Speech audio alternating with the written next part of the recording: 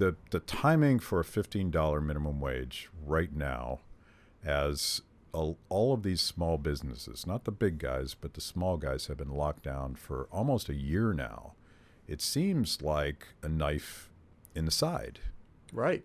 To explain the minimum wage for people that apparently don't understand economics. So the minimum wage is something that a policy that would be bad and counterproductive in the best of times. I mean, it's really as simple as this. If the government mandated the cost of Coca-Cola was doubled tomorrow, people would buy less Coca-Cola, right? It's really as simple as that with the minimum wage.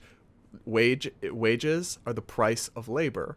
If you artificially mandate a huge spike in that price, employers will purchase less labor. Obviously the debate goes into levels and levels, but it's actually as simple as that. And so the Congressional Budget Office, which is nonpartisan, found that 1.3 to 3.7 million jobs would be eliminated by a federal national minimum wage.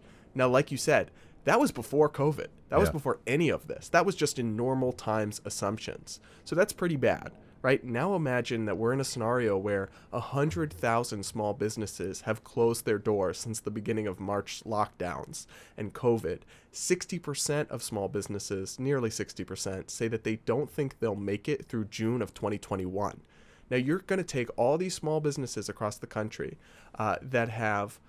they're on the brink of collapse because of what the government has done to them and because of the virus and the toll it's taken on their community and their ability to earn an income, and just double or at least 50% increase their wage bill, which is their biggest expense. Payroll is the biggest expense for many companies.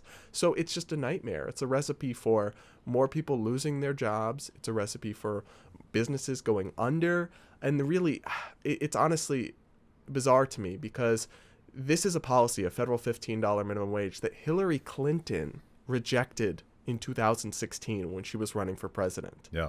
And now all of a sudden Biden's making her look like our fiscal conservative hero, right? So at the same time that he's not this leftist Marxist that Bernie Sanders is, he's really moved solidly to the left.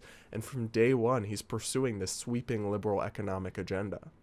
It's a progressive religious tenet that is impervious to economic reasoning. And I just reminded, and this will age me horribly, but you're the editor at the Foundation for Economic Education, and you and John Miltmore, Yeah. Is that how you say it? You guys are killing it, and I love the content, and everybody watching this should definitely follow you guys at fee.org. And while you're there, you can check out an article that I wrote long before you were born, in the 1980s.